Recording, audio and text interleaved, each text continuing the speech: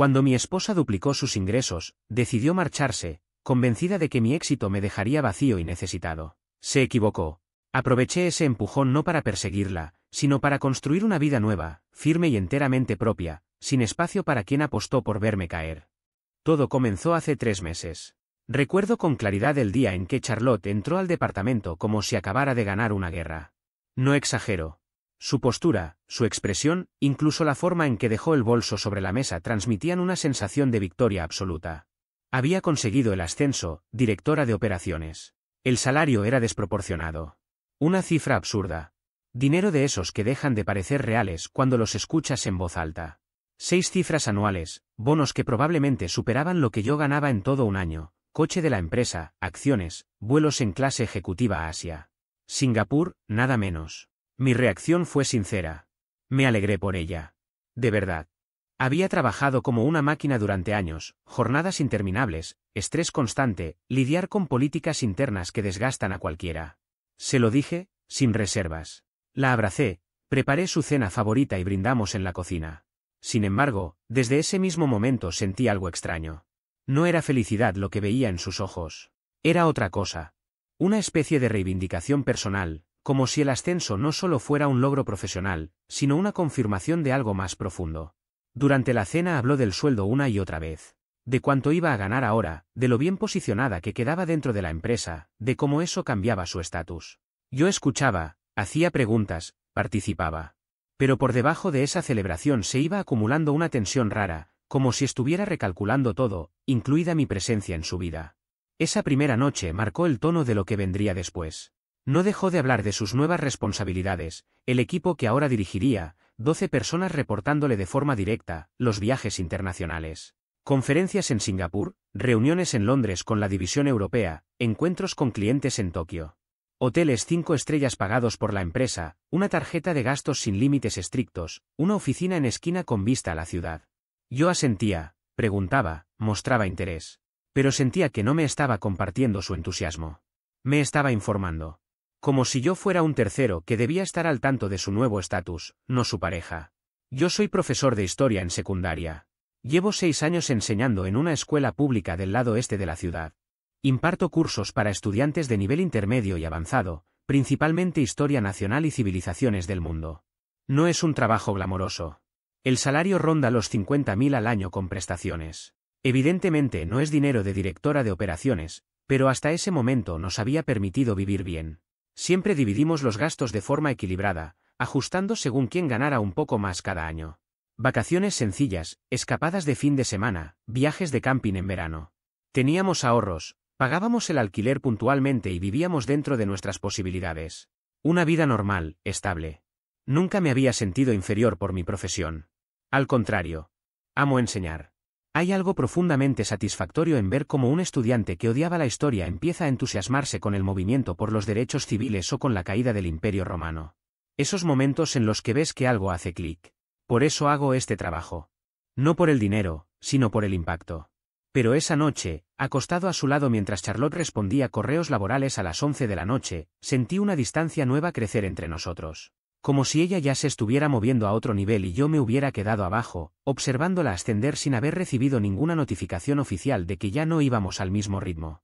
Durante las 2 semanas siguientes, todo se volvió aún más extraño. Empezó a llegar tarde, entre las 9 y las 10 de la noche, casi siempre hablando por teléfono sobre proyecciones trimestrales. Apenas me saludaba al entrar. Yo tenía la cena lista, pero la rechazaba con un gesto, diciendo que ya había comido en la oficina. Nuestras conversaciones dejaron de coincidir. Yo le contaba cómo había logrado interesar a mis alumnos en la guerra civil usando fuentes primarias, o cómo un estudiante con dificultades había aprobado un examen clave. Ella asentía sin escuchar y desviaba el tema hacia estrategias de mercado y reestructuraciones operativas. Mencioné el huerto en el balcón que habíamos planeado. Me miró como si hubiera propuesto competir profesionalmente en repostería. Luego empezó a hablar de su nuevo coche de empresa. Vivíamos en el mismo departamento, pero en universos distintos. El afecto desapareció.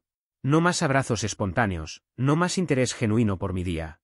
Ninguna complicidad. Solo una cortesía distante, como la de 2 personas compartiendo espacio hasta que una encuentra algo mejor. A veces la sorprendía observándome con atención, como si evaluara un activo. Esa mirada calculadora me hacía sentir como algo cuya utilidad estaba siendo revisada. Intenté hablarlo unas 3 semanas después de su ascenso. Le pregunté si todo estaba bien entre nosotros. Pareció sorprendida. Dijo que sí, que todo estaba bien, que simplemente estaba adaptándose a sus nuevas responsabilidades. Luego me besó la frente, de esa forma condescendiente que se le da a un niño preocupado, y volvió a su ordenador. En ese instante entendí que algo esencial se había roto. Cuando dejas de ver a tu pareja como un igual, ya no hay vuelta atrás. Empecé a vivir con una ansiedad constante. Cuidando cada palabra, tratando de ser comprensivo sin resultar una carga. Presente, pero invisible. Ocupando espacio sin molestar. Era agotador de una manera silenciosa y demoledora. Y entonces llegó la noche que lo cambió todo. Fue un jueves. Lo recuerdo bien porque había tenido reuniones con padres en la escuela y volví a casa exhausto cerca de las 7. Charlotte ya estaba allí, algo inusual. Estaba sentada en el sofá, sin el portátil, sin el teléfono, mirando al frente con una expresión firme, resuelta. Como alguien que ya tomó una decisión difícil y se estaba preparando para ejecutarla. Me pidió que me sentara. Su tono era tranquilo, medido, con esa energía de reunión corporativa que ya conocía demasiado bien. Sentí un nudo en el estómago. Pensé que quizá estaba enferma, o que algo grave había pasado, o incluso que su ascenso había sido revocado. Me senté. Me observó durante unos segundos eternos. Luego empezó a hablar. Dijo que su vida había cambiado de rumbo, que su carrera la había llevado a lugares que jamás imaginó, que sus objetivos y aspiraciones habían evolucionado de manera profunda en las últimas semanas. Dijo que había tenido tiempo para reflexionar sobre lo que realmente necesitaba en una pareja, sobre lo que requería para alcanzar todo su potencial. Explicó que ahora era completamente autosuficiente, que había logrado una independencia económica que nunca antes había tenido. Según ella, ya no necesitaba la estructura tradicional de un matrimonio.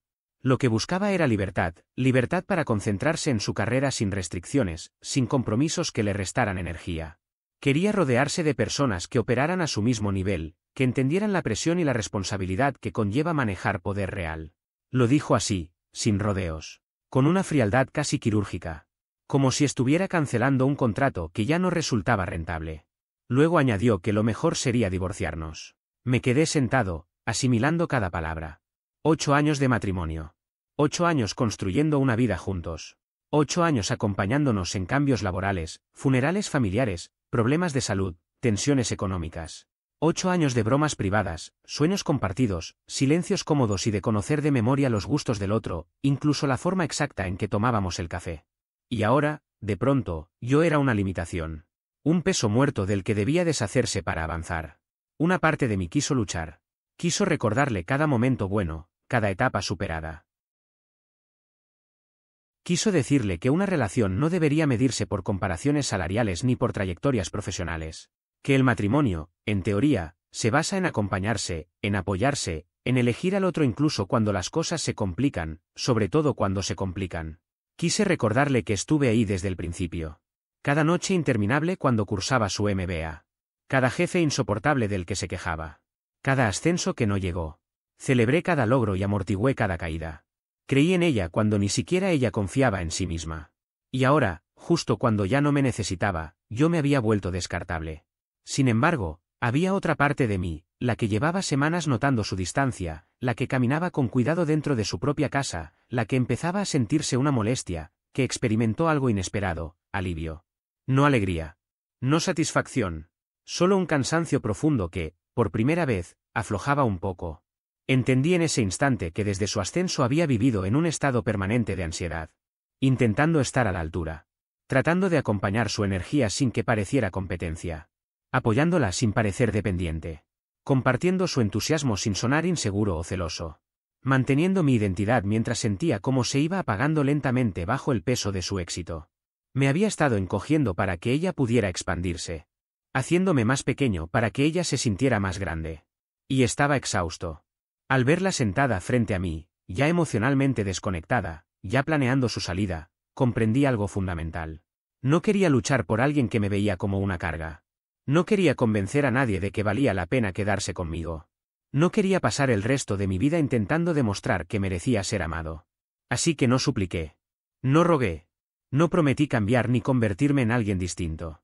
No ofrecí buscar un trabajo mejor pagado, ni volver a estudiar, ni adaptarme a sus nuevos estándares. Simplemente la miré y dije, con una calma que me sorprendió incluso a mí. Si crees que eso es lo que te hará feliz, no me interpondré. Mi voz salió firme, serena, como si estuviera aceptando cambiar una cita médica y no poniendo fin a mi matrimonio. Su expresión se alteró en ese instante. La seguridad vaciló. Pareció confundida, incluso decepcionada. Creo que esperaba otra reacción. Tal vez quería que luchara, que suplicara, que le diera la satisfacción de sentirse indispensable, aun mientras me rechazaba. Quería confirmar que seguía siendo alguien por quien valía la pena pelear. Pero yo ya no tenía fuerzas para desempeñar ese papel. El proceso de divorcio fue sorprendentemente rápido y, desde el punto de vista práctico, bastante sencillo. No hubo batallas legales porque no había grandes bienes que disputar.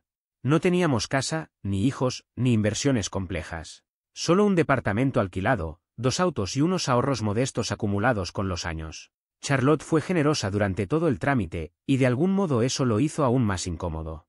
Me hizo sentir como si me estuviera pagando una indemnización por años de servicio, compensándome para aliviar su propia culpa.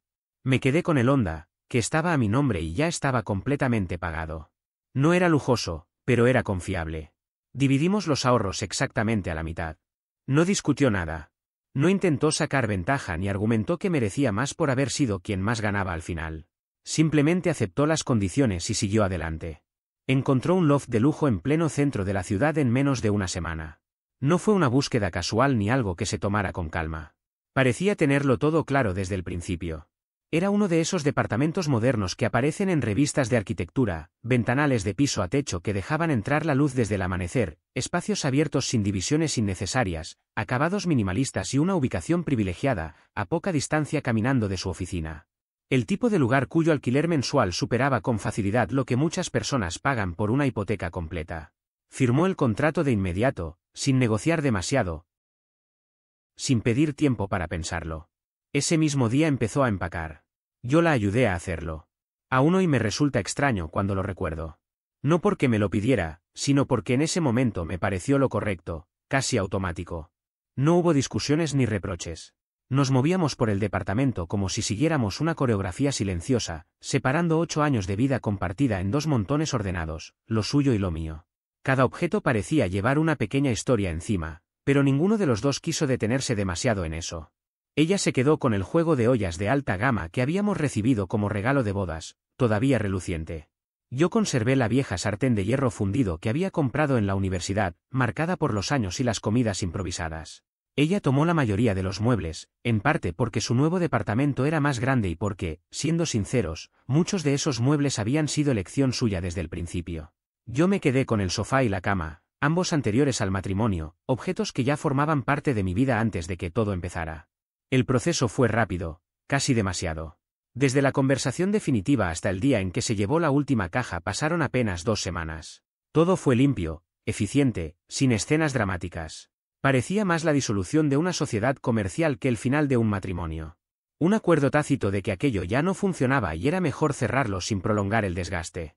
Yo me quedé en el departamento que habíamos alquilado 3 años antes, cuando nos mudamos a esa zona por su trabajo anterior.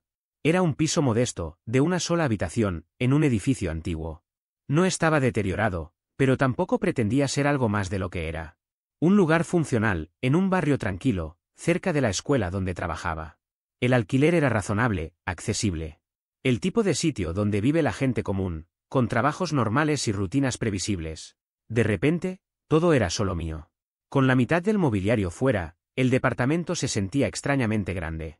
El silencio pesaba más que antes. Caminaba por las habitaciones y notaba con claridad los espacios vacíos, el hueco exacto donde había estado su estantería, la pared ahora desnuda donde colgaban sus títulos enmarcados, el armario de la cocina que solo contenía mis tazas desparejadas en lugar de su juego de cerámica perfectamente combinado.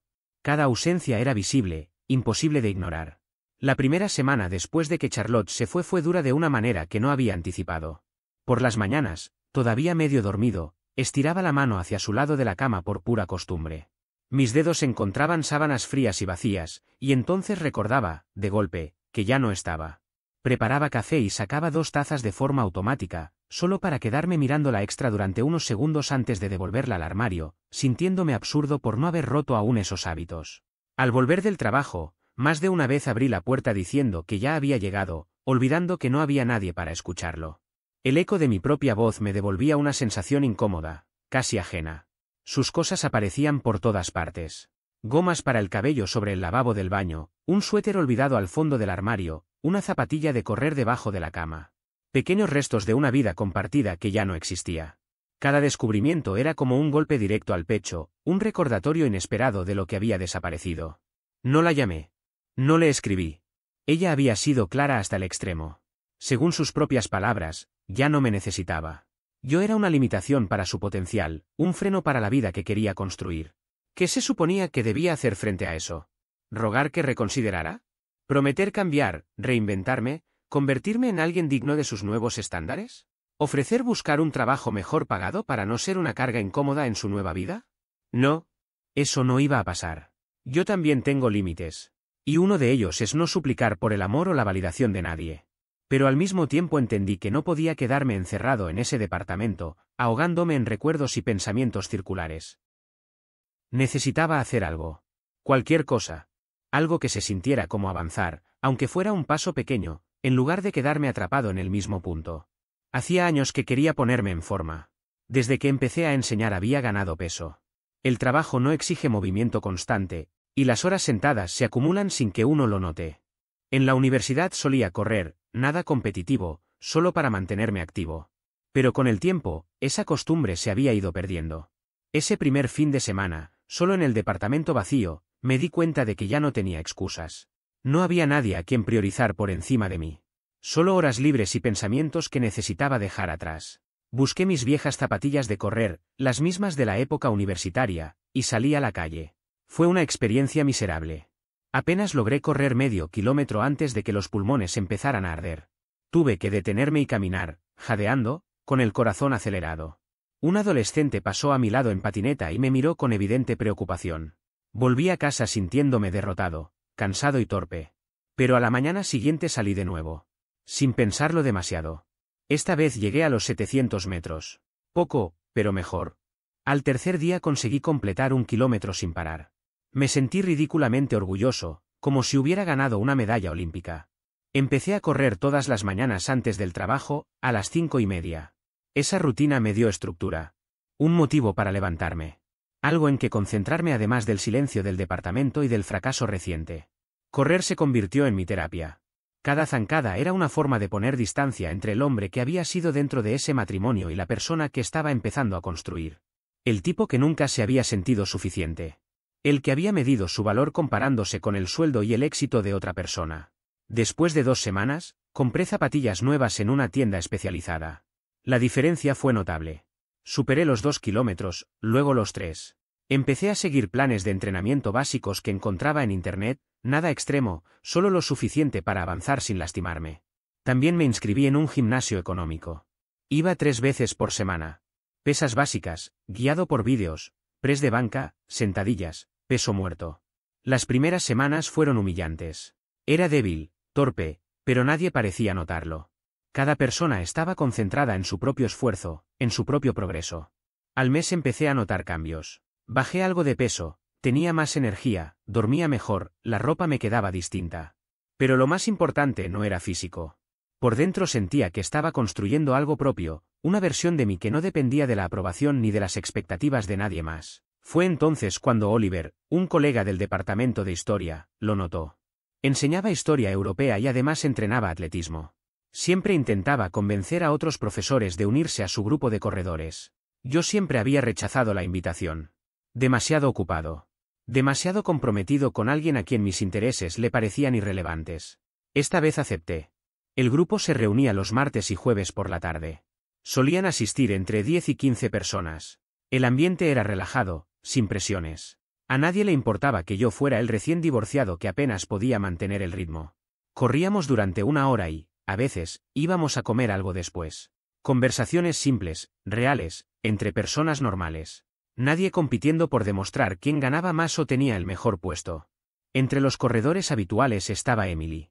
Trabajaba como bibliotecaria en la Biblioteca Pública Central. Tenía 30 y tantos años y una calma que resultaba cómoda. No era tímida, simplemente no sentía la necesidad de llenar cada silencio. Escuchaba con atención, y cuando hablaba, solía decir algo seco, inteligente, inesperadamente gracioso. Llevaba 2 años corriendo con el grupo. Y sin darme cuenta, por primera vez en mucho tiempo, mi vida empezó a sentirse nuevamente mía. Era una corredora sólida, de esas que no llaman la atención pero que siempre están ahí. Ritmo constante, respiración controlada, pasos firmes. Nunca se quejaba, nunca buscaba excusas. Simplemente aparecía y hacía el trabajo. No había dramatismo en su manera de entrenar ni necesidad de reconocimiento externo, su constancia hablaba por ella. No competía contra nadie más que contra sí misma, y eso se notaba en cada zancada.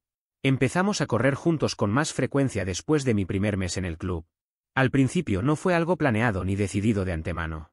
Simplemente ocurrió. Coincidíamos en horarios, llegábamos casi al mismo tiempo al punto de encuentro y, sin darnos cuenta, terminábamos compartiendo ruta. Teníamos un paso muy similar y una forma de correr casi idéntica, sin acelerones innecesarios, sin cambios bruscos, priorizando la regularidad. Ninguno estaba interesado en romper récords ni en competir con otros corredores. Nuestro objetivo era sencillo y honesto: avanzar, mantener un ritmo sostenible y seguir adelante sin agotarnos antes de tiempo. Durante esas carreras hablábamos de cosas simples, sin peso emocional ni importancia trascendental. Conversaciones normales, cómodas, que surgían sin esfuerzo y se desvanecían igual de fácil. Ella me contaba anécdotas de su trabajo en la biblioteca, pequeñas historias que parecían insignificantes pero que, en conjunto, pintaban un retrato curioso de la gente. El hombre que aparecía todos los días solo para usar el baño y ver vídeos en las computadoras públicas, siempre a la misma hora, como si siguiera un ritual inquebrantable. La mujer convencida de que la biblioteca ocultaba libros específicamente para perjudicarla a ella, que reclamaba conspiraciones imposibles con total seriedad. El adolescente que pidió recomendaciones de lectura y terminó devorando toda la sección de fantasía en apenas 6 meses, regresando cada semana con la misma pregunta: ¿qué sigue ahora? Yo, por mi parte, le hablaba de mis estudiantes. Del chico que entregó un trabajo de 10 páginas sobre las causas económicas de la Primera Guerra Mundial escrito completamente en formato de memes, sorprendentemente bien documentado. De la alumna que se involucró tanto en el movimiento por los derechos civiles que organizó una asamblea educativa para toda la escuela, movilizando a profesores y alumnos por igual. Del payaso de la clase que, tras perderse en una cadena absurda de búsquedas en Internet, terminó convirtiéndose en el estudiante más informado sobre historia bizantina, para sorpresa de todos, incluido él mismo. Nada forzado. Nada ensayado. No había necesidad de impresionar a nadie ni de parecer más interesante de lo que éramos. Solo palabras que acompañaban el sonido de nuestras pisadas y el ritmo constante de la respiración. Emily nunca me preguntó directamente por mi divorcio. No indagó ni empujó la conversación hacia temas personales, y yo agradecí ese espacio. Sin embargo, unas 6 semanas después de empezar a correr juntos, mencionó casi de pasada, como quien comenta el clima, que ella también había pasado por un divorcio 3 años atrás. Su exmarido era abogado, trabajaba jornadas interminables y siempre priorizaba su carrera por encima de todo, incluso de su matrimonio. Un día llegó a casa y le anunció que había aceptado una sociedad en un despacho ubicado en otro estado. Lo dijo como si fuera un hecho consumado. Esperaba que ella renunciara a su trabajo y se mudara con él. No hubo conversación ni espacio para considerar su carrera, sus proyectos o su vida personal. Solo una expectativa clara: que lo siguiera. Ella se negó. Él quedó genuinamente sorprendido, casi ofendido. No entendía por qué no estaba dispuesta a sacrificarlo todo por su oportunidad profesional. El matrimonio terminó 6 meses después, desgastado por esa falta de diálogo y respeto. Emily me contó todo eso mientras subíamos una colina especialmente dura, de esas que obligan a concentrarse en cada paso. Lo dijo sin rencor, sin dramatismo, como alguien que ya había procesado la experiencia y la había dejado atrás. Aprecié eso. Esa manera tranquila de aceptar que, a veces, las cosas simplemente no funcionan, sin necesidad de buscar culpables eternos. Entonces le hablé de mi exesposa. No entré en detalles ni descargué emociones acumuladas. Solo lo esencial. Mi esposa había conseguido un ascenso enorme, un cambio de nivel que transformó su vida por completo. Decidió que yo ya no encajaba en su nueva realidad. Me pidió el divorcio. Acepté. Se mudó. Y ahí estaba yo, reconstruyendo desde un punto inesperado. Emily asintió mientras corríamos. No ofreció frases vacías ni muestras exageradas de compasión. Solo dijo: suena difícil, pero parece que lo estás manejando bien. Fue una frase sencilla, pero significó más que todas las expresiones de lástima que había escuchado antes. No me veía como una víctima ni como alguien digno de pena. Solo como una persona enfrentando una situación complicada y avanzando, paso a paso. Seguimos corriendo juntos. Después de los entrenamientos de los martes empezamos a tomar café. Luego el café se transformó en desayunos en un pequeño local cerca del sendero, con mesas de madera gastada y olor permanente a pan recién horneado. A veces esos desayunos se extendían en largas caminatas por el centro, hablando de todo y de nada, observando gente pasar. No era una cita, al menos no oficialmente. No había presión ni expectativas. Solo dos personas disfrutando de la compañía mutua y del tiempo compartido. 2 meses después de que mi exesposa se fuera, participé en mi primera carrera oficial de 10 kilómetros. El club la había organizado. Había distintas distancias, me inscribí en los 10 kilómetros. Era un reto, pero parecía alcanzable si mantenía la disciplina. La mañana de la carrera fue fría. Octubre, con ese viento seco que quema los pulmones al respirar profundo. Llegué nervioso, con las manos heladas y el estómago tenso. No competía desde la universidad. No sabía realmente qué esperar de mí mismo. Emily también corría los 10 kilómetros. Habíamos entrenado juntos, mismo ritmo, mismas rutas. Sugirió que corriéramos juntos para motivarnos mutuamente. Acepté sin dudar. Sonó la salida. El primer kilómetro se sintió increíble, casi fácil. El segundo empezó a cobrar factura. Para el tercero, mi mente ya estaba negociando con mi cuerpo. El cuarto y el quinto fueron pura terquedad, una lucha silenciosa entre rendirse o continuar. En el último tramo apareció una energía extraña, casi automática, al saber que la meta estaba cerca. Crucé la línea de llegada en poco más de 52 minutos. No era un tiempo impresionante para corredores serios, pero para alguien que 3 meses antes no podía correr ni medio kilómetro sin agotarse, se sintió como ganar una medalla olímpica. Emily llegó 30 segundos después. Estábamos empapados de sudor, exhaustos y sonriendo sin sentido, compartiendo esa satisfacción muda. Oliver y varios miembros del club nos esperaban en la meta, aplaudiendo, sacando fotos y celebrando como si se tratara de un gran evento. Era solo una carrera comunitaria, pero se sentía bien ser reconocido por algo que había construido desde cero con esfuerzo constante y silencioso. Oliver subió las fotos al grupo más tarde. Esa noche las miré con calma. Yo, cruzando la meta, sudado, agotado, con un dorsal ridículo y una sonrisa auténtica. Guardé esa imagen. Era un recordatorio tangible de lo que era posible cuando dejaba de buscar la aprobación de otros y simplemente hacía el trabajo. Seguí adelante. Me inscribí en más carreras. Empecé a preparar mis comidas porque vivir de comida rápida estaba afectando mi progreso y mi energía. Descubrí que cocinar me gustaba cuando no lo hacía bajo estrés constante. Mi departamento dejó de sentirse como un museo de un matrimonio fallido. Reorganicé los muebles, doné cosas innecesarias, compré plantas. Lo hice mío, sin pedir permiso a nadie. 3 meses después del divorcio, me crucé con una compañera de trabajo de mi exesposa en una cafetería. Me miró como si hubiera visto un fantasma. Me preguntó cómo estaba. Respondí que bien. Insistió, como si esperara otra respuesta, alguna confesión de derrota. Le dije que había entrado a un club de running, que entrenaba para una media maratón, que disfrutaba mi trabajo y mi rutina. Se mostró confundida. Dijo que había escuchado que yo estaba devastado. Le aclaré que había sido un proceso difícil, pero que ya había seguido adelante. Asintió, claramente sin creerme, y se fue rápido. Ese encuentro me dejó pensando. Era evidente que mi exesposa había contado una versión en la que yo estaba perdido sin ella. La idea de que esperaba verme caer me resultó casi ofensiva. Como si yo solo existiera dentro de su historia, incapaz de avanzar sin su aprobación. Y sin embargo, ahí estaba yo, respirando hondo, avanzando a mi propio ritmo, sin necesidad de demostrarle nada a nadie. Tomé la decisión en ese mismo momento, la eliminé de mis redes sociales y bloqueé su número. No fue un gesto impulsivo ni nacido del enojo, sino una medida necesaria. Sabía que, si quería avanzar de verdad, no podía seguir observando su vida desde la distancia. Mantener ese vínculo invisible no le hacía bien a ninguno de los dos. Necesitaba cerrar esa puerta para poder seguir adelante sin interferencias constantes del pasado. Con el paso de las semanas, Emily y yo empezamos a compartir más tiempo fuera de los entrenamientos. Al principio fue algo simple y sin demasiadas expectativas: tomar un café después de correr, ir al cine una tarde cualquiera, entrar a una librería y pasar casi 2 horas recorriendo estanterías sin un rumbo fijo. No era una cita formal ni algo que intentáramos definir. Éramos solo 2 personas que se sentían cómodas juntas y disfrutaban de la compañía mutua, sin presión ni etiquetas. Una noche, después de una salida grupal del club de running, todos terminamos cenando en un restaurante mexicano del centro. Nada sofisticado, pero agradable. Emily se sentó a mi lado y conversamos de cosas triviales, sin importancia real.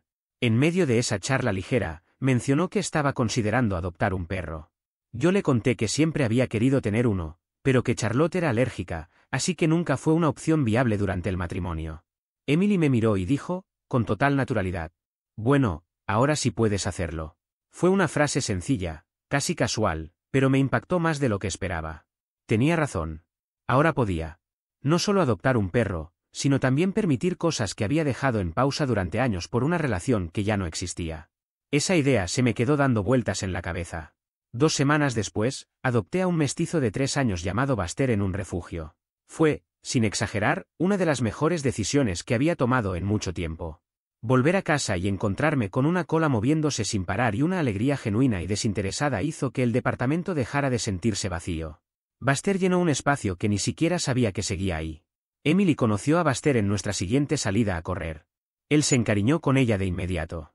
Ella, por su parte, apareció con premios que había investigado previamente, adecuados para la mezcla de razas de Buster. Ese detalle, tan pequeño y considerado, fue el momento en el que comprendí que estaba empezando a sentir algo más profundo por ella. No fue algo dramático ni repentino. No hubo una revelación grandiosa.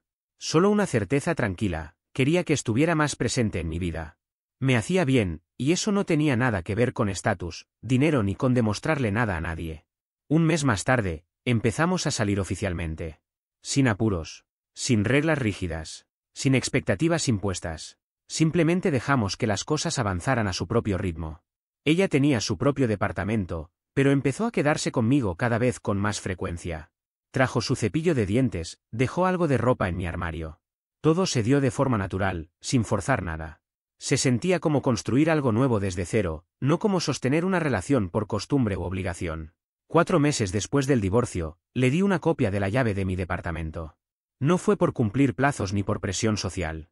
Lo hice porque tenía sentido. A veces llegaba antes que yo después del trabajo, sacaba a Buster a pasear o comenzaba a preparar la cena. Eso era una verdadera sociedad. Una colaboración real, no una representación vacía como la que había vivido antes. Fue más o menos en esa etapa cuando mi hermana Sophie me llamó por teléfono. Su tono era extraño, cuidadoso, como el de alguien que se prepara para dar una noticia incómoda. Me preguntó cómo estaba. Le dije, con total sinceridad, que me sentía muy bien. Hizo una pausa y luego me preguntó si había hablado recientemente con Charlotte.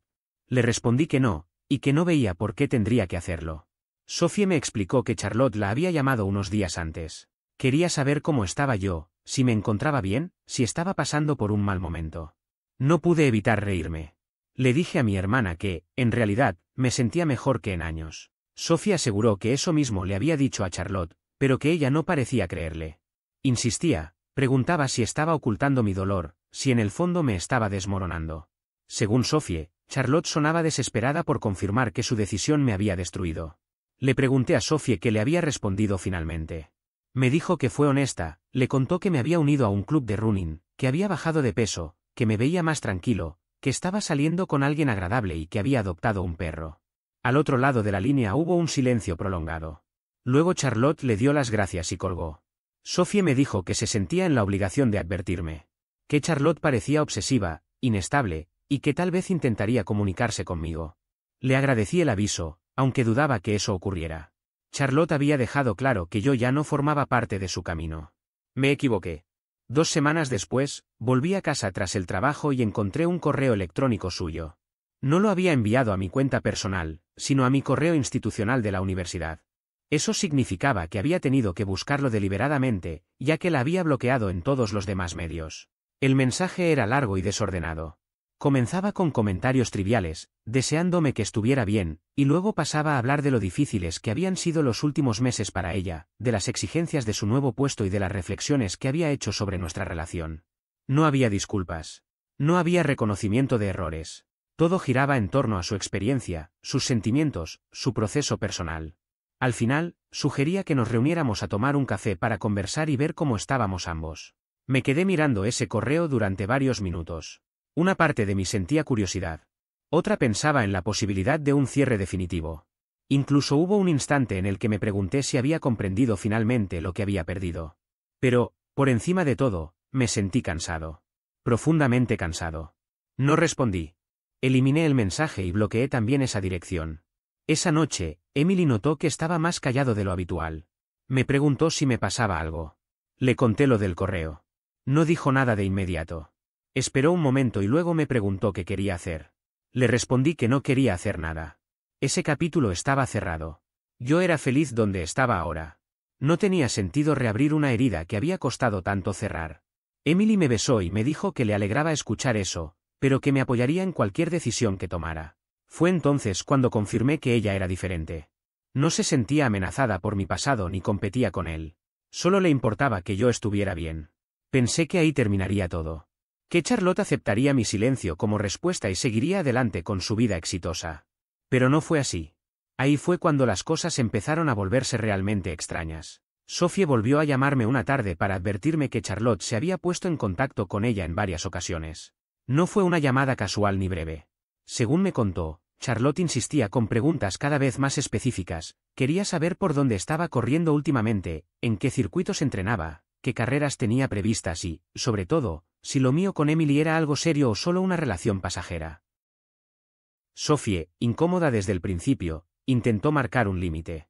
Le dijo con claridad que ese tipo de interés no era apropiado y que debía dejarlo ahí. La respuesta de Charlotte fue defensiva. Aseguró que no estaba haciendo nada malo, que simplemente se preocupaba por mi bienestar. Sophie no se quedó callada. Le explicó que preocuparse por alguien no implica rastrear su vida a través de familiares ni buscar información indirecta sobre sus rutinas. La conversación terminó de forma tensa. Poco después, Oliver mencionó algo que terminó de encajar las piezas. Uno de sus amigos, que suele entrenar con nosotros, había visto a alguien muy parecido a Charlotte durante una de nuestras salidas grupales. Según él, había un coche estacionado cerca del inicio del sendero, con una mujer sentada dentro, observando sin bajar del vehículo. No podía asegurar que fuera ella, pero le resultó extraño y fuera de lugar. Días más tarde, Emily me contó que había recibido un mensaje raro en redes sociales. Provenía de una cuenta sin foto de perfil ni información visible. El mensaje incluía preguntas demasiado personales: cuánto tiempo llevábamos saliendo, si yo hablaba de mi ex, si la relación iba en serio. Emily no respondió. Bloqueó la cuenta de inmediato. A esa altura, todo empezó a sentirse demasiado coordinado como para ser una simple coincidencia. Una noche, mientras estaba en la sala corrigiendo exámenes, Buster dormía tranquilo en el sofá a mi lado. De pronto, noté el reflejo de unos faros atravesando la ventana. Miré hacia afuera y vi un coche estacionado calle abajo, con el motor apagado. No parecía estar de paso. Se quedó ahí, inmóvil. Observé durante varios minutos. No se movió. Por curiosidad, tomé la correa de Buster y salí a dar una vuelta. A medida que me acerqué, reconocí el vehículo. Era el coche nuevo de Charlotte, el modelo caro que había comprado tras su ascenso. Ella estaba sentada al volante, mirando el teléfono. No se dio cuenta de mi presencia hasta que Buster ladró. Levantó la vista y nuestras miradas se cruzaron por un instante largo e incómodo.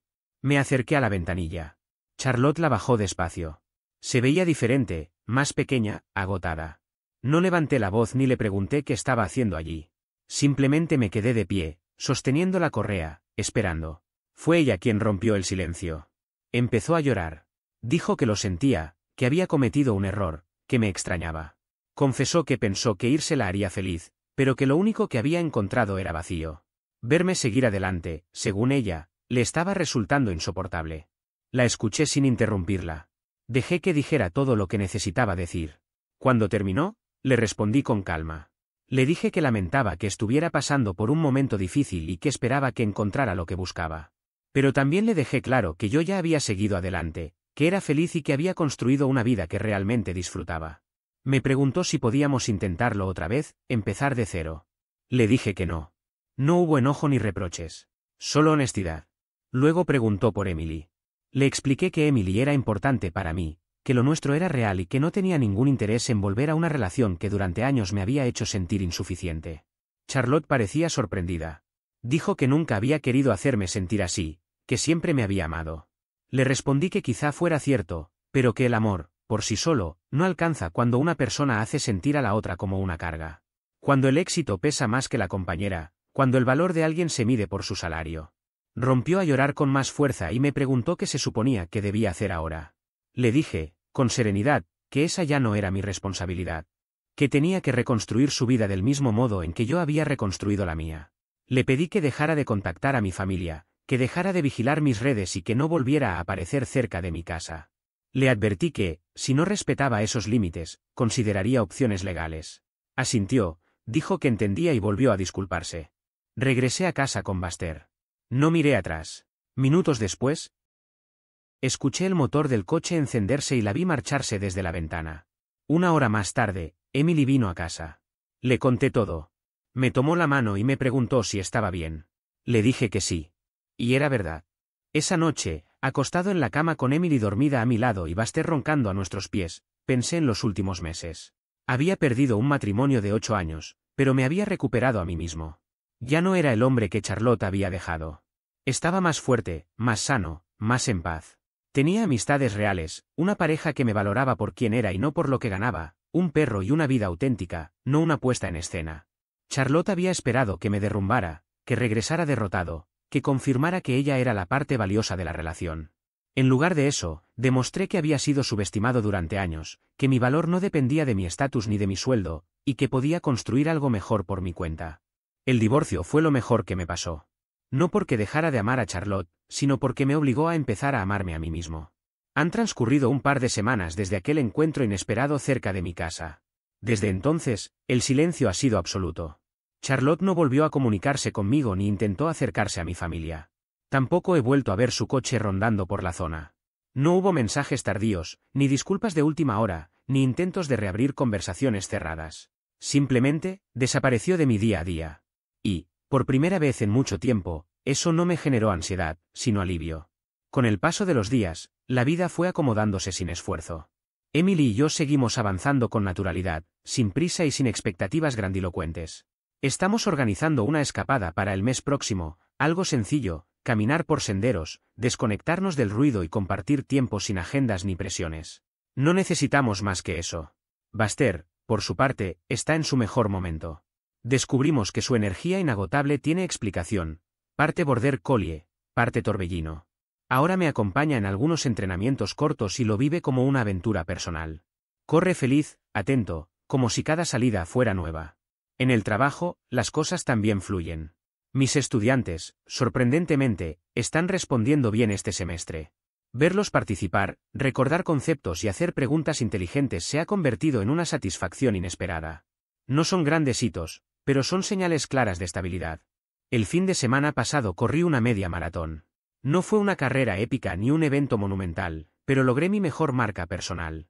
Oliver y varios del club estuvieron allí alentando. Al cruzar la meta, Emily me esperaba con Buster y una botella de agua. Fue un instante breve, sencillo, y sin embargo, se sintió completo. Durante mucho tiempo creí que el divorcio iba a romperme. Pensé que me dejaría vacío, desorientado. Ocurrió lo contrario.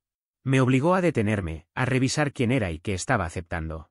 Me reconstruyó en alguien que ya no necesita validación externa para sentirse suficiente. Charlotte seguirá con su propio camino, persiguiendo objetivos, títulos y reconocimientos que, tal vez, algún día logren llenarla. Yo ya no necesito compararme ni medir mi vida con la suya. La mía avanza sin ruido, sin demostraciones, pero con una calma que antes no conocía. No gané porque mi vida sea más llamativa ni porque tenga más que antes. Gané porque aprendí a estar bien donde estoy. Porque dejé de correr detrás de expectativas ajenas. Porque entendí que no todo éxito se anuncia en voz alta. Algunos siguen buscando llegar a algún lugar. Yo, en cambio, aprendí a quedarme.